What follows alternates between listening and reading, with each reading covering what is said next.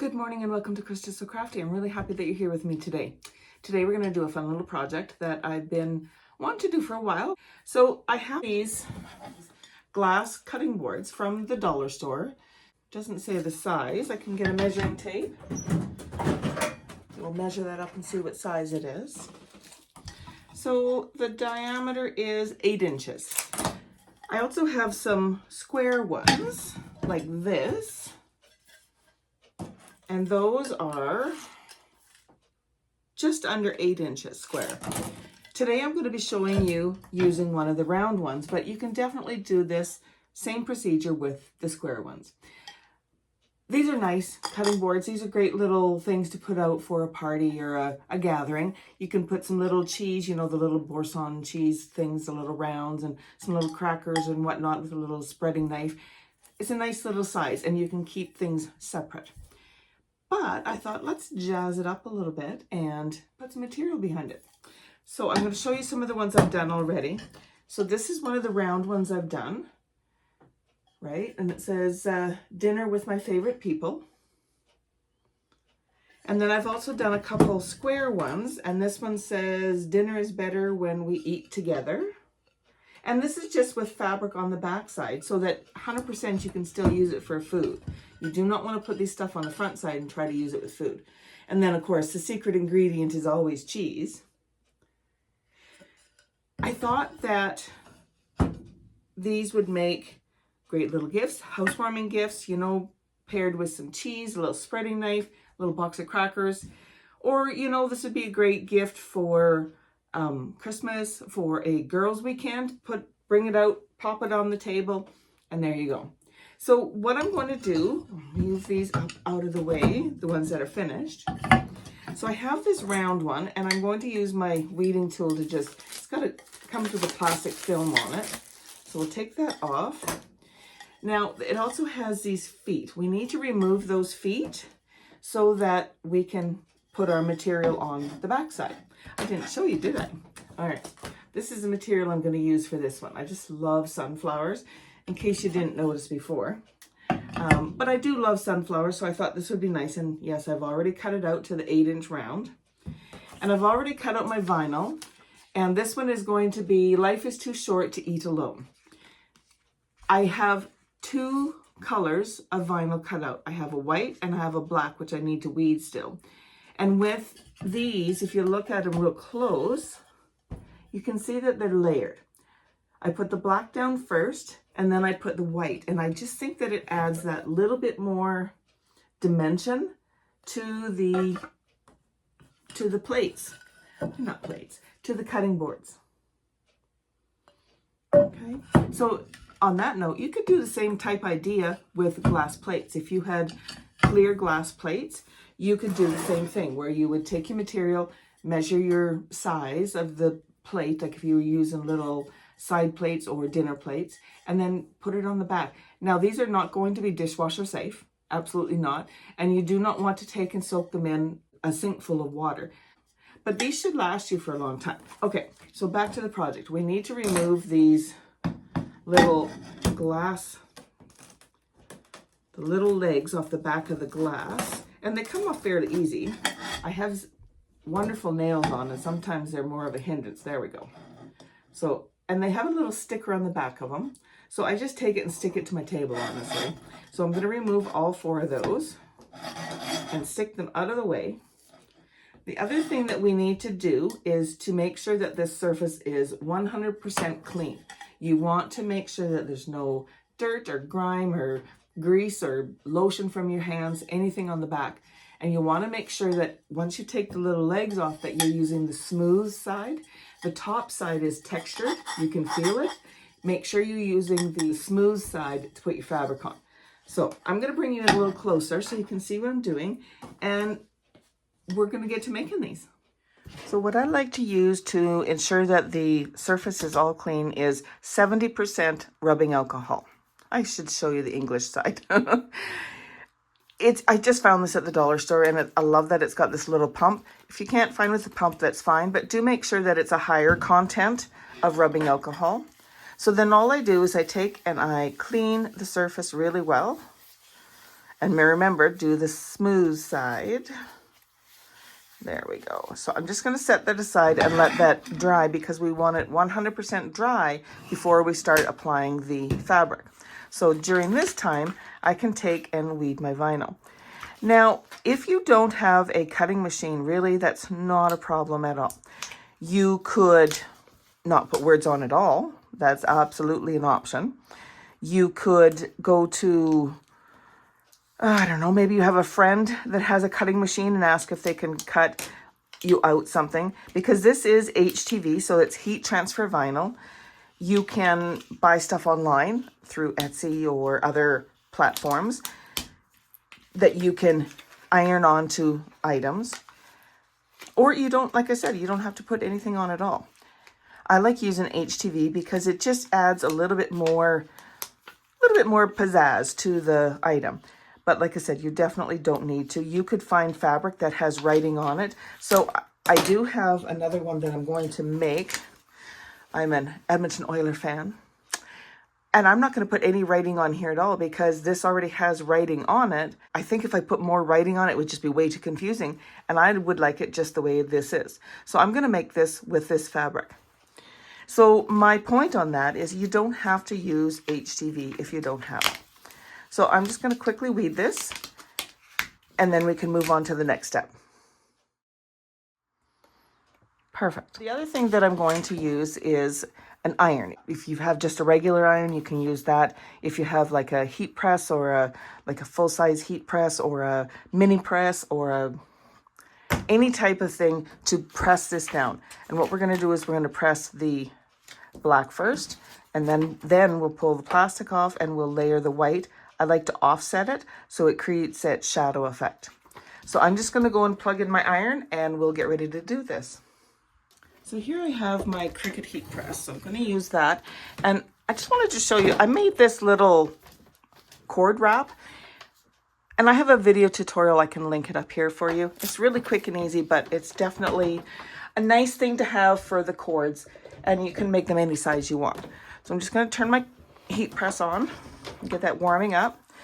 And with this, I also have the mat, which you need some sort of a protection between your iron and your desk or your table. If you have an ironing board, absolutely, you can use that. So again, I'm going to start with the black. And you want to make sure that your right side of your material is facing up, because remember, this is going to be on here like this. Okay. So have this the way you want it, if you have a certain way you want it. So with the chicken one, right, I had to make sure that my letters were in line with where the chicken was. So I'm just going to put this up here, and I like to go just a hair. So if this is center, I like to go just a hair up.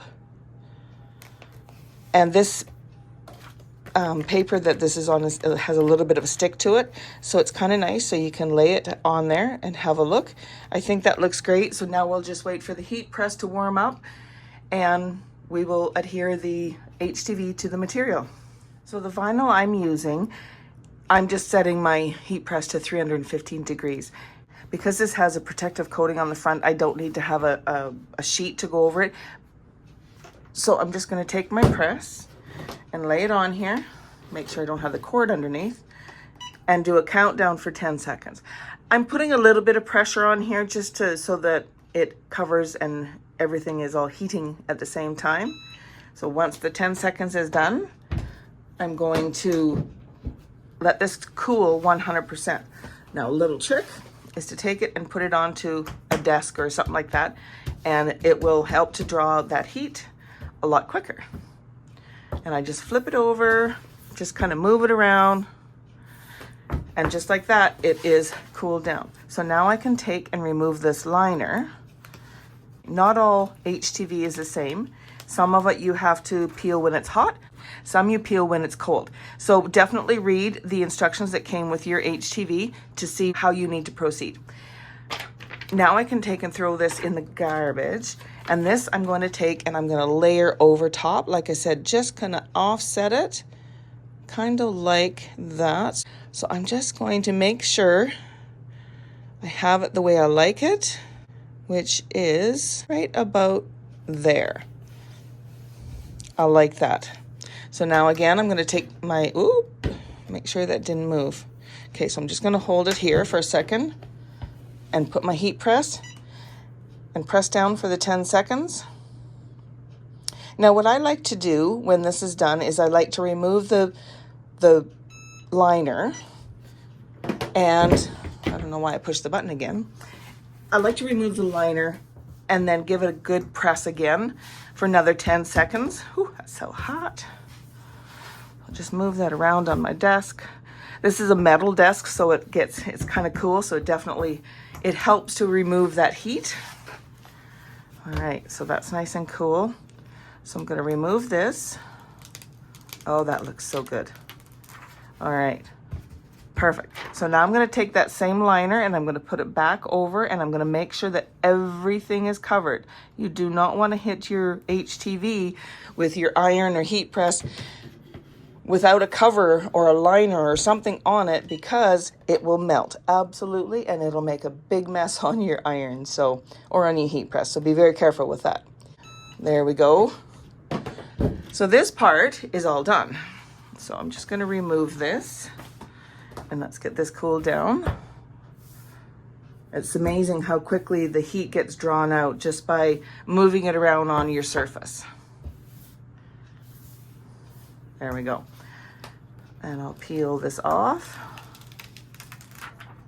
There we go. I think that looks so good. Like I said, I love how that makes it look 3D. It makes it look like it's kind of popping off the material.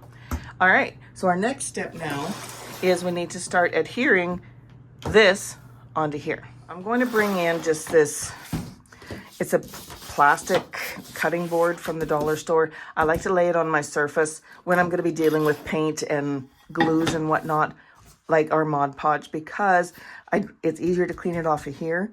And if it doesn't all come off, it's okay.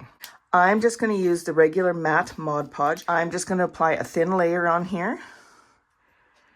And then we can move on to attaching the material. So you want to go right to the edge. You just want to put a thin coat right to the edge. Now don't worry if you get a little bit of the Mod Podge down the sides, like around on the outside. We will deal with that in just a moment. So spread this out. You don't want any big lumps, okay? You want it to be nice and smooth so that the material will adhere to it. I'm just going to add a little bit more to this side. There we go. So basically it's all cloudy right now. And this does dry clear, so no worries about that. So I'm just making sure I'm getting to all the edges.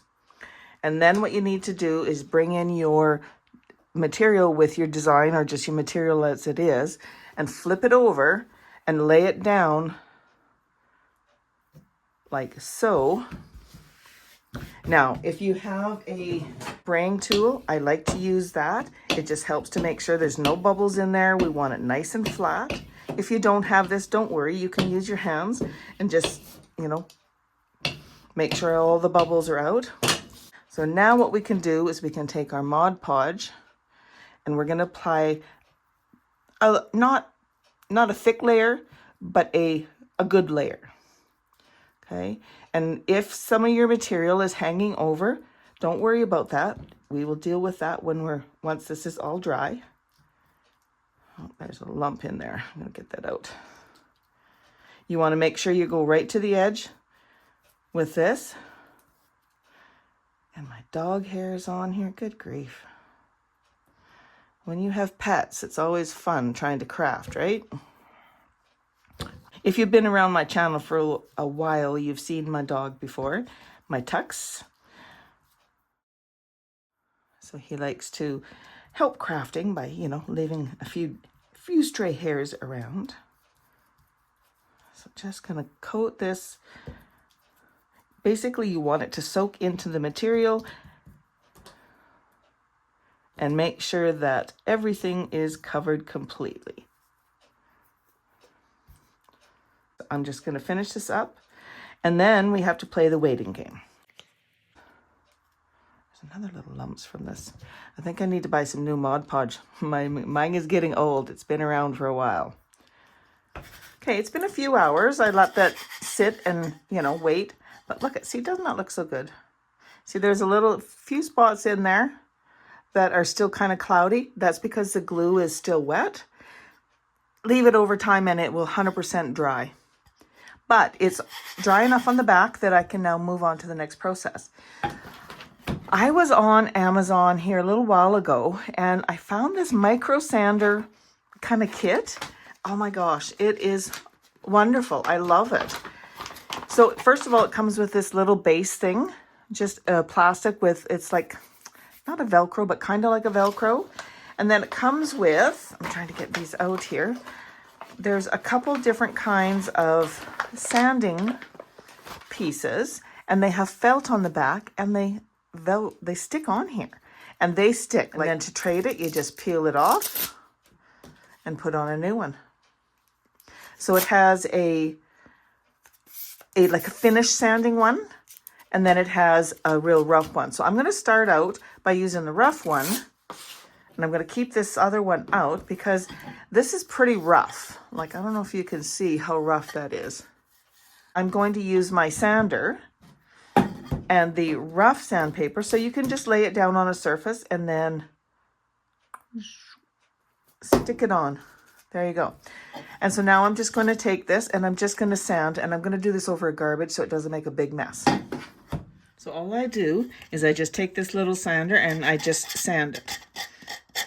And it removes all the excess glue, all the pieces that are hung on there. See, it's just removing all of that. And now I'm just going to take the soft side, the finishing one, and I'm just going to run that over there, and it just takes off those little flyaway ends like that. It's all glued on there, and it's got a nice, neat edge all the way around. And then just wipe off all that excess dust. I'll put a link to this little kit down below. It is a great little thing to have in your craft room. All right, so now that that's all done, we can flip this over and we need to reattach these little feet for our cutting board. Okay, I need to get my little tool here. They're sticky and they're definitely sticking to the desk. However, as much as they're still sticky, I like to take and just use some tacky glue. And I just put a little bit in there just to make sure it's gonna stay. Just a little bit of glue like that, and then position them. So we just need 4 of these around.